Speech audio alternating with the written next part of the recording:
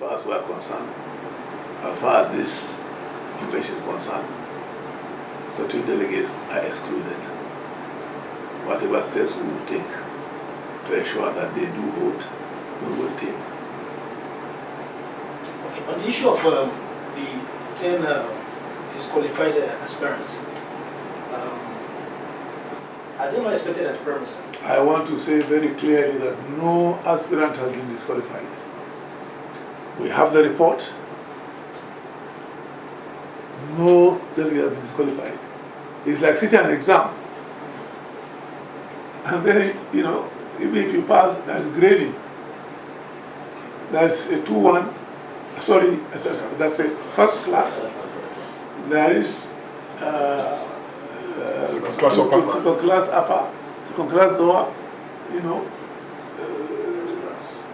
and the rest of them up to ordinary pass. So no aspirant has been disqualified. I don't know how to whatever mischief people want to report that nobody is, all the 23. Incidentally, the President of the Federal Government, GCFR, has invited all of them 23 to dinner today. He'll be interacting with all of them today. Thank you. Thank you very much. Thank you. Thanks for checking out SYMFONI on YouTube.